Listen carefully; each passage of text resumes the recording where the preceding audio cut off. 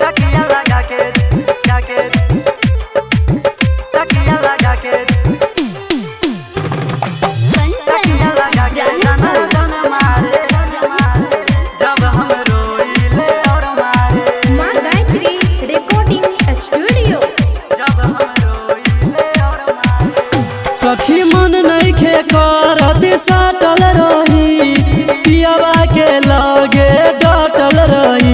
सखी मन नइखे करत साटल रही पियावा के लगे डटल रही।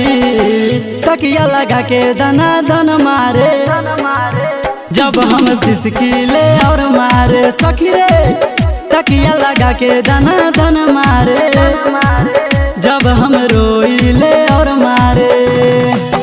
तकिया लगा के तकिया लगा के तकिया लगा के दना दना मारे जब हम रोइले और मारे। हाँ हाँ रतिया लेबे उ छोरे न दिन रे जब उ मारे सखी गिन गिन रे। जब उ मारे सखी गिन ए सखी रतिया लेबे उ छोरे न दिन रे जब उ मारे सखी गिन गिन रे। मरद निदारदा करले गरदा सखी रे घुसावेले फार के परद कहे मुड़ी बना दा उ गरम रहे। मरद निदारदा बेशरम रहे। तकिया लगा के दना दन मारे जब हम सिसकीले और मारे। सखी रे तकिया लगा के दना दन मारे जब हम रोइले और मारे। का कहियो तकिया लगा के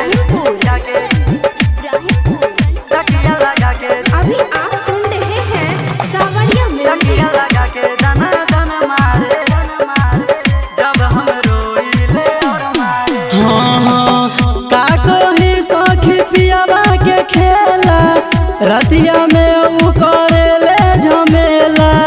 रतिया में उ कोरेले ए सखी का कही सखी पियावा के खेला रतिया में उ करेले झमेला।